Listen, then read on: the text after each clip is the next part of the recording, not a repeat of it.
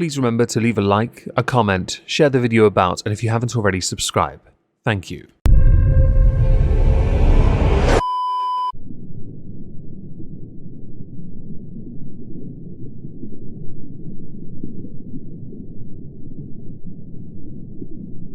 Well, isn't this just fantastic? Captain's log, subdates 230220.1. We've detonated the main power supply, assassinated the Forkin leader, and managed to get what we needed. Dorky is now interrogating these prisoners of war, a short one, before either integrating them with our crew or smelting them down to make power couplings. Welcome everyone to This Week at Twitter, or Twat. Today we are going to start with Jordan Pettersson, who had retweeted Majority Report, who themselves had tweeted, Jordan Pettersson has some disturbing ideas about consent, and accompanying it with a YouTube video. Jordan Pettersson retweeted that with, here's another reason to trust me. The Majority Report thinks I'm wrong again. Majority FM, that's who they are. I was suggesting, as anyone with any sense would conclude, that female objection to unwanted sex, correct in all regards, may still have to be bolstered by male force, i.e. friends, fathers, brothers, so that sufficient protection be obtained.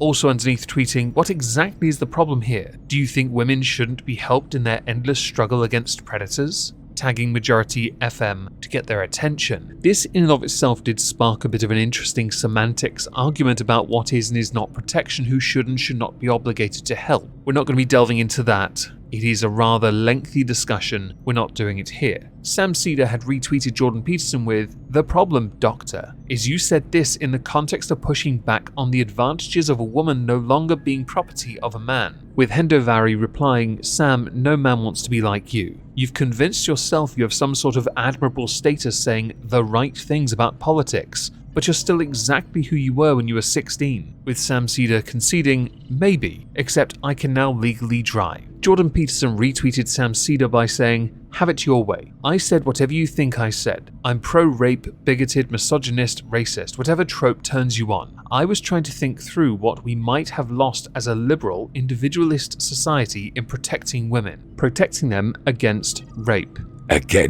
Grow up, Sam Cedar, it's far past time. Ethan Klein, because he loves to inject himself into conversations that he's not really got a horse in, mostly because he's a contradiction and also a bit of a virtue signaler, simply replied, debate Sam Cedar. No doubt he'd want to host it on his own channel, that would do him some good, wouldn't it? Jordan Pettersson replied to this by retweeting Ethan Klein with, you know, Ethan, there was a time when I would have taken your suggestions seriously, but your behavior in relation to me has been worse than Mr. Cedar's and even more inexplicable. If memory serves, Ethan Klein removed all his podcast episodes that Jordan Pettersson featured on, and then he tried to beg for his attention while being a massive cock to him. Ethan Klein replied retweeting with, Jordan, as old friends, I think we should discuss it in person anytime on my show or yours. So I was right. Even a Zoom call-in would be terrific. It would be a great and productive conversation, please consider it. With the most notable of not hypocrites ever, Hassan Piker, seconded. I tend to agree with Moondragon. I don't know where you get off acting like this. You deleted both your interviews you had with Pettersson and stabbed him in the back just like you did PewDiePie for woke clout.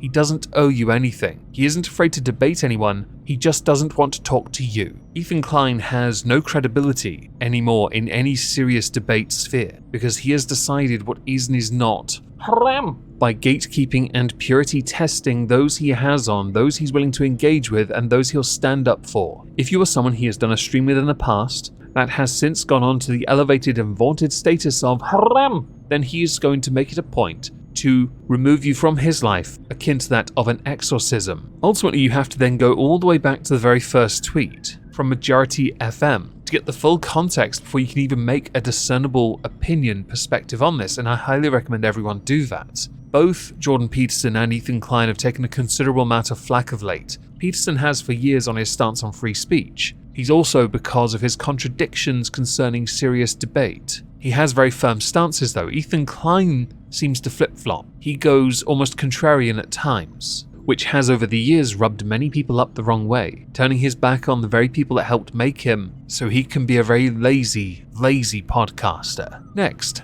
Tipster. One of my biggest criticisms of the commentary community is a lack of openness to the concept of redeemability. I'm all for criticizing people who have bad takes or engage in bad actions. But what's the point of giving criticism if you aren't willing to allow those you criticize the opportunity to learn, change, and grow as a person? Obviously, there are some niche exceptions. But for the most part, I feel like an important aspect of criticism is allowing the person you criticize to change. And that seems like a foreign concept in this community. With reply Mama Doll, my biggest criticism is that the commentary community don't have any consistency 95% of the time. They will cancel someone for something, but allow other people to get away with the same issue purely because of likability. The same goes for welcoming people back. With Tipster replying, I think that people often see a lack of consistency as actually a lack of nuance on the part of the person giving that criticism for the most part. But yes, some are inconsistent. My view has always remained the same. 99.9% deserve a last chance.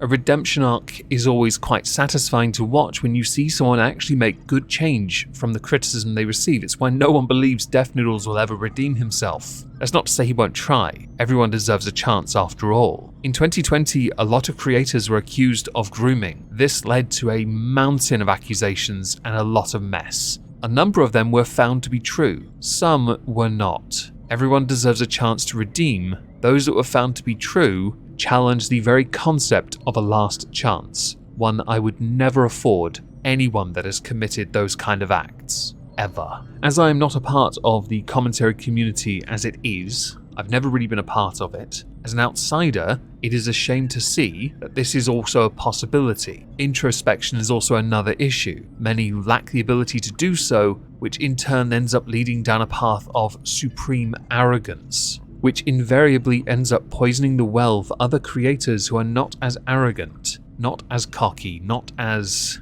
entitled, who are tarnished with the same brush by more casual viewers who assume the worst because of the actions of the few. To move on from that, I want to talk about fitness, because we have a video to show you and also a response to address. They're not the same thing, but they're a part of the same subject. So to the first tweet, Collycat. People saying they wouldn't help her because those TikTok videos like we didn't shame that girl to hell and back for trying to make that guy look weird, shake my head. I have no idea what that meant. But it's a retweet of Temper, who had tweeted, "This is how you know people are only focused on themselves in the gym. She was in hell. Way too calm for me. I would have screamed to get someone over." If you're about to ask, why didn't she just drop it behind her, and you've never used an SSB, this is why. The weight distribution isn't the same and it's actually hard to get it off backwards. Obviously it can be done, but you might actually mess yourself up by trying. There is a video that accompanies it. In the video, which you now see on the screen, lady doing workout stuff. I know I'm very technical, can you tell I go to the gym? This is a workout I see every single day, done by one type of person. No dig, just that's what it is. From the first rep though, you could tell there was a struggle, a legitimate struggle. So on the second dip,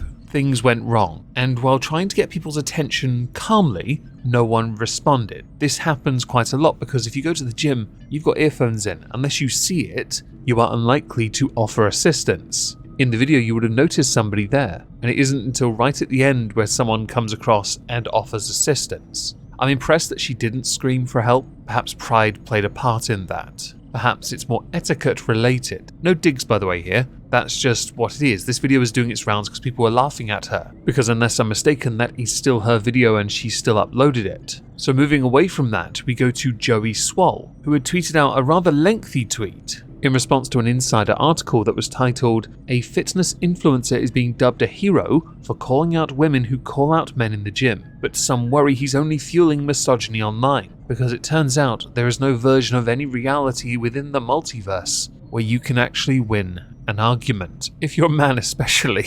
Art imitating life. Joey had tweeted, "I've spent the last couple years creating a platform to do something I've been doing all my life, promote a positive gym experience for all. Sometimes that means highlighting great deeds, and sometimes it means bringing to light toxic behavior. But no matter the subject of the video, it is always done with an attempt to inspire everyone to do better and be better. I've been so blessed to have this become a movement with a message bigger than myself or anyone. It has been so inspiring and amazing to see. However, it is sad that people are trying to push a message, to push an agenda I absolutely do not agree with. If you actually go to my page, you'll see I've done an equal amount of videos on men and women because gender has nothing to do with it. I have no agenda other than making the gym a safer place for everyone, period. Again, if you go to my page and you'll see I've covered several videos of women being harassed in gyms, spoken to them personally to make sure they're okay, befriended them, and have even bought gym memberships to new gyms for these women who were being bullied, where they can feel safe. There have been some who have taken it upon themselves to take my words of positivity and create situations of harassment, misogyny, body shaming, and any other version of spreading hate. To everyone I say these two things. 1. My videos have made a big impact on the gym community and helped thousands of men and women over the last year start their fitness journey, overcome their fear and anxiety, and I'm never going to stop helping people and standing up to bullies and toxic gym culture. And anyone who's ever met me at the gym or anywhere, no matter their age, body, gender or race, can attest to my kindness, inclusion, and message of positivity. 2. Anyone trying to use my words, videos, platform, or my messages as an excuse to harass, body shame, or demean anyone of any gender is no friend or follower of mine. They are just as much a bully as any video I've highlighted on my page. They do not stand for me, nor do they stand with me. To those people, I say with every fibre of my being, do better. Articles like the one written by The Insider are typical articles written solely to say, you're doing a good thing, but here's how you might also be doing a bad thing, because you can't win in any situation ever. It also says, I've not watched your content without telling you I've not watched your content. I've just made blind assertions and inserted a few buzzwords to make it seem like I'm more interesting and clickbaity. What you see on the screen is an image that was doing its rounds on Twitter because Sam Smith is still featuring quite heavily in the news coverage, more notably obviously the Daily Mail, others though championing Sam Smith for being perfect, for raising the standard. And while others compared Sam Smith's photo to that of a bulldog puppy like I Rate Alex, I thought Sam Smith looked an awful lot like a joint of beef, but with more fat on. When on Friday we discussed Sam Smith in the Exhibition of Stupid People, Leilani Dowding, a former Page 3 model, a glamour model, mentioned how her profession was phased out. Grid girls, Page 3, all phased out because it was considered demeaning to women. Yet for some peculiar reason, the same standard is not applied to that of people like Sam Smith here, who is dressing up like a pre-cooked roast dinner with a shitload of hair on and trashy tattoos. Some of my favourite responses though did include I Rate Alex. We have Pew Himple with Nicola Sturgeon there instead, that's disturbing. Jonathan Pye though, is anyone close to Sam Smith going to tell him how effing ridiculous he looks, or do they all secretly hate him? And don't give me that beauty standards bullcrap, he looks fucking ridiculous, or is that the point? I don't get it, Jesus Christ, I feel old. Response, them. The point is, they're having a lovely time challenging these beauty standards that the West has imposed on us all globally for a little more than 100 years, while also selling shedloads of records. In the process, they're doing pretty well. The West. Really? The West? The West had some beauty standards as well, and then it made it a point to pretty much ban it when it was a woman doing it. One rule for me, and by me I mean they them, but not for thee. Don't try and play me with this jackassery. It's hypocritical, and all of it is a contradiction of itself. If you want to champion Sam Smith for doing these raunchy music videos that really are quite impressive, you have to allow others to do it as well. But by taking away from others the opportunities to also express themselves, you are curtailing freedom to express. All under the guise of, but westernized interpretations of beauty standards. Mother fluffer, there are beauty standards in many other nations that are not in the West. There are many different standards. Those predate ours by a considerable margin. You'd know this if you didn't have such a weird revisionist interpretation of history. And Sam Smith does not look beautiful in that picture. No, Sam Smith looks like they're lining up to be effed by a machine.